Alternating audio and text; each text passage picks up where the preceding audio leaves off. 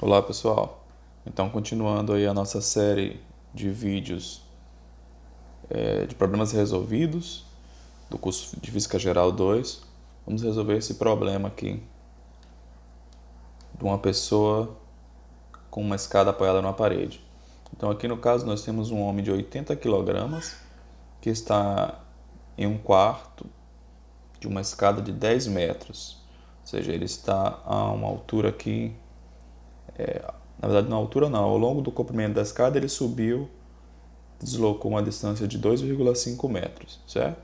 A escada tem 10 metros e está apoiada contra uma parede lisa, sem atrito. Ou seja, aqui onde a parede está apoiada, está considerando que o atrito é desprezível. Então, se a escada tiver uma massa de 20 kg e fizer um ângulo de 60 graus com o solo, qual a força normal no pé da escada? Qual a força aqui normal, na verdade vertical para cima, que o chão vai fazer na escada? Qual a força de atrito no pé da escada? A gente sabe que a escada não desliza, não escorrega, porque existe uma força de atrito que impede. E também, por fim, na letra C, qual o coeficiente de atrito entre a escada e o solo? Então vamos lá. Então, vamos fazer um esqueminha aqui do problema, né? Coloque aqui um canto. Aqui vai estar a nossa escada. Ela está fazendo um ângulo aqui de 60 graus, certo? Com o chão. A gente já sabe que nesse ponto aqui não tem atrito. O homem subiu a escada até um quarto dela. Então, ele subiu até aqui, certo? Até uma distância que é L sobre 4 do tamanho da escada, certo? Então, a escada toda tem um comprimento aqui L, né? Certo? E a gente sabe que o centro de massa da escada deve estar no meio dela aqui, se a massa dela for toda distribuída uniformemente, certo? Então, o centro de massa dela aqui vai estar a uma distância L sobre 2, beleza? Então, vamos para a primeira pergunta, que é a seguinte: qual é a força normal? Então, a primeira questão é qual a força normal, certo? Então, para a gente começar a falar das forças, vamos fazer um esquema aqui mais simplificado que a gente vai usar durante todo o problema, certo? Então, a força normal, ela vai estar atuando nesse ponto aqui e ela é para cima, vertical para cima, certo? E quais são as outras forças que estão atuando aqui? Na vertical, né, nessa direção aqui vertical, que nós vamos tomar como direção Y, aqui Y, e para cá direção X, nós temos a força normal e temos os pesos. O peso do homem, que está aqui a 1/4 da altura, que vai ser o que? A massa do homem vezes a gravidade. E nós vamos ter também o peso da escada, que também vai ser uma força vertical para baixo. Então, isso aqui vai ser o que? A massa da escada vezes a gravidade. Essas são as únicas forças verticais que a gente tem, porque aqui não tem atrito, certo? Então, para responder quem é a força normal, a gente basicamente vai aplicar a primeira condição de equilíbrio. Então, aqui, ó, essa aqui é a letra A, nossa questão, e nós vamos aplicar a primeira condição de equilíbrio. E qual é essa condição? É que a soma das forças, símbolo aqui é o somatório, né? Somatório das forças ao longo dessa direção tem que ser igual a zero.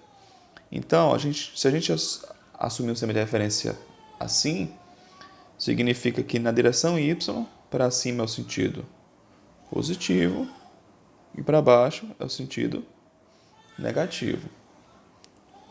Logo, vamos ter o seguinte, que a força normal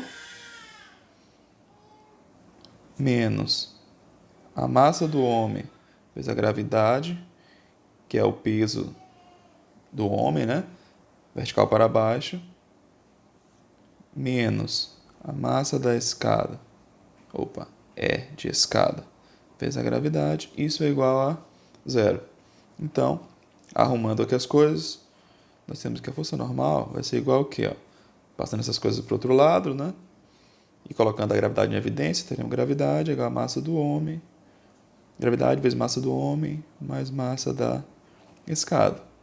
Foi registrado na questão que o homem tem uma massa de 80 kg e que a escada, tá aqui massa H, massa do homem, e massa E, que é da escada, 20 kg. Então, substituindo esses valores aqui, nós vamos ter o quê? 9,8 aproximadamente, gravidade local da Terra, na superfície da Terra, e aqui 80 mais 20.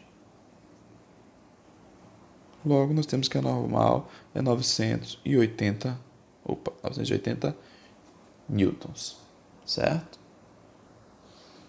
Então, nós temos aqui que a nossa normal vale 980 newtons. E agora a gente quer saber, na letra B, qual é a força de atrito que está atuando aí. Então, a força de atrito, no caso, sobre a escada, ela deve apontar nessa direção, né?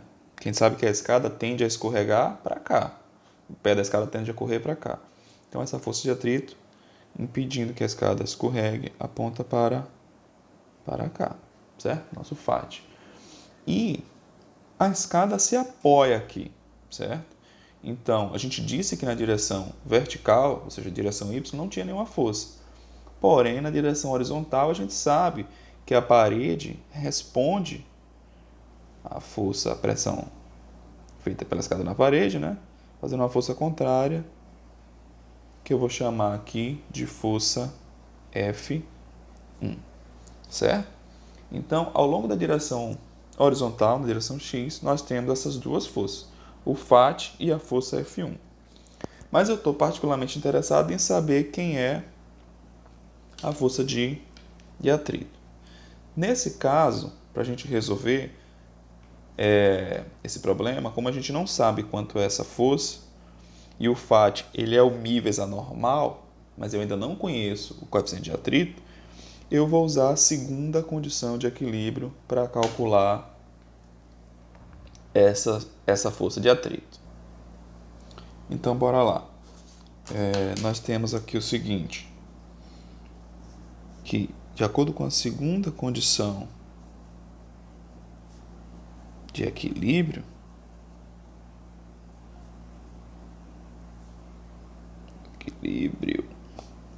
é que a soma dos torques seja igual a zero.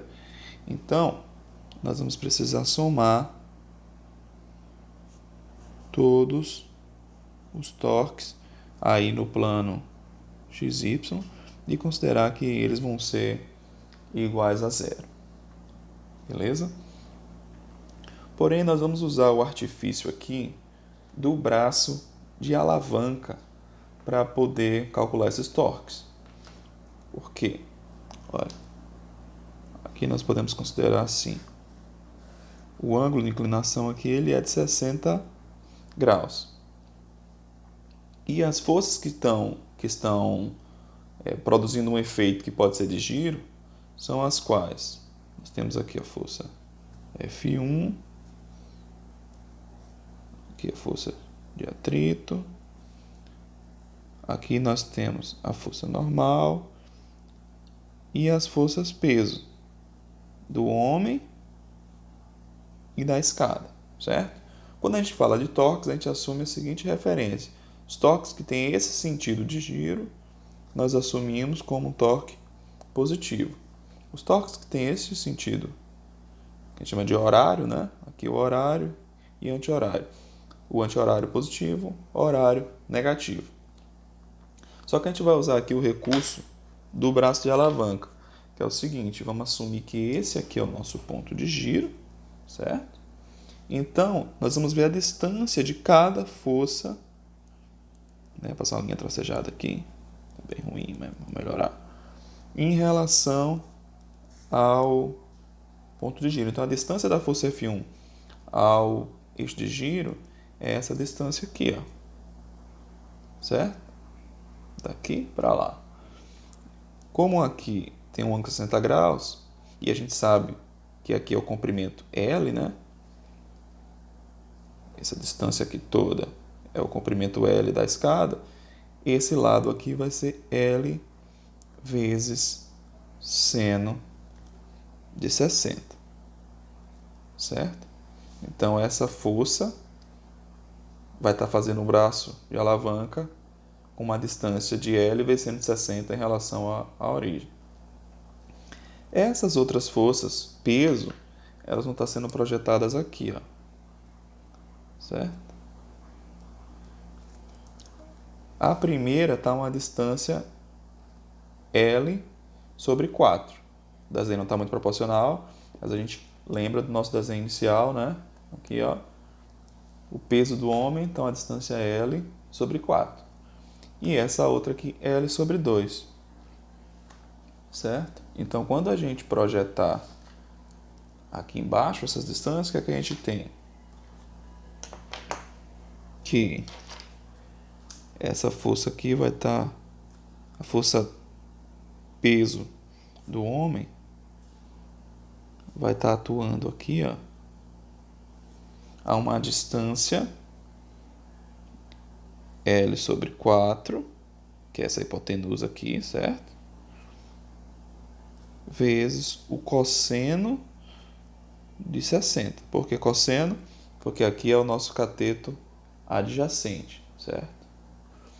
E a outra força vai estar sendo projetada, tem esse outro braço de alavanca aqui, ó, mais comprido, né?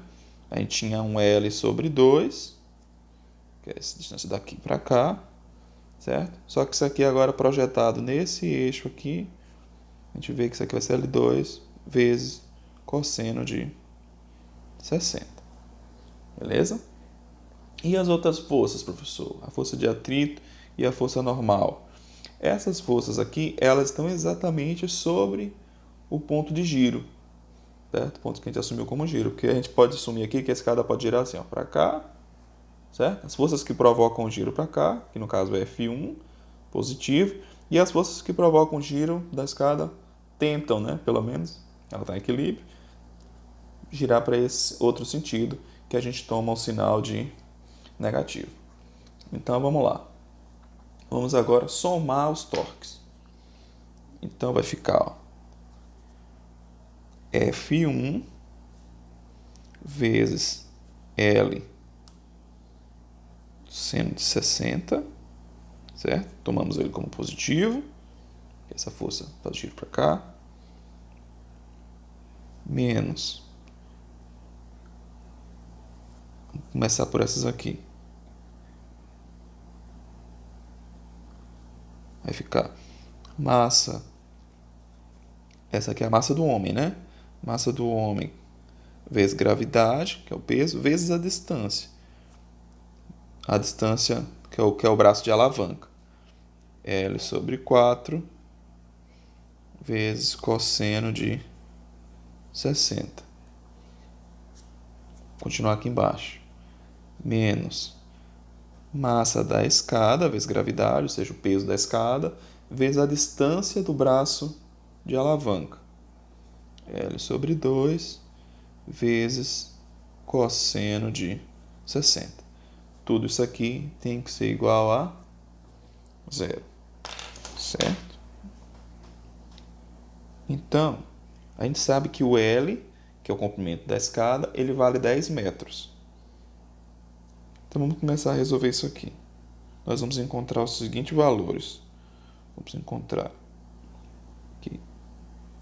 vamos preservar aqui, F1 vezes 10, que é o comprimento da escada, L, vezes seno de 60. E aqui, eu já vou colocar os valores aqui dentro, certo? Cosseno de 60 vale meio, então vai ser o resultado dessa multiplicação aqui dividido por 2.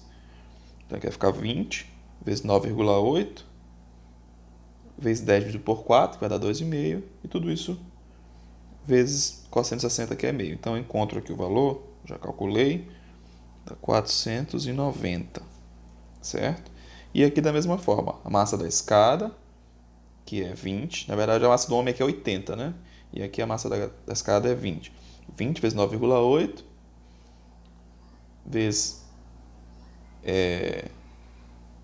L sobre 2, que é esse valor aqui, L sobre 2 vezes cosseno de 60, igual a zero. Isso aqui vai nos fornecer o valor 980, certo? Igual a zero. Portanto, a força F1 vai ser igual a essa soma aqui, certo? Desses valores, 490 mais 980, certo? Dividido por 10 vezes o seno de 60, certo? Então, isso aqui eu já calculei e encontrei que essa força vale 170 newtons. Joia? Então, pessoal, o que a gente encontrou foi que a força F1 ela vale 170 newtons. Joia? Mas eu estou interessado em saber quem é a força de atrito. Então, aplicando novamente a primeira condição de equilíbrio, o que é que a gente tem? Vamos voltar para cá. A gente tem que a soma das forças, no caso agora ao longo da direção x, né, elas têm que ser igual a zero. E ao longo da direção x, o que é que a gente tem? Apenas a força F1 e a força FAT. Então, isso implica que a força de atrito, que eu vou tomar como positiva, voltando aqui, a soma das forças tem que ser igual a zero ao longo de x. Então, o FAT vou tomar como positivo, porque ele está com esse sentido aqui, ó, para lá, positivo, menos F1, e isso tem que ser igual a zero. Porém, F1 eu já conheço, então eu encontro que o FAT é igual a 170 newtons, ou seja, FAT é igual a F1, né? E a gente já sabe que F1 vale 170 newtons. Então, temos aí a nossa força de atrito. E essa é a resposta da letra B, né? Na letra C, o que é que ele está procurando? Ele quer saber, ainda tem espaço aqui, é pouca coisa para fazer. Na letra C, ele está interessado em saber qual é o coeficiente de atrito. Agora ficou fácil, já que a gente já conhece quem é a força de atrito e já conhece quem é a normal. Porque a força de atrito ela é igual a μ vezes a força normal. Então, o coeficiente de atrito vai ser igual ao FAT, força de atrito, dividido pela normal. Ou seja, 170 newtons dividido por 980, que eu tinha encontrado antes. Isso aqui é aproximadamente 0,17. Então, esse é o nosso coeficiente de atrito. Certo, pessoal? Fechou.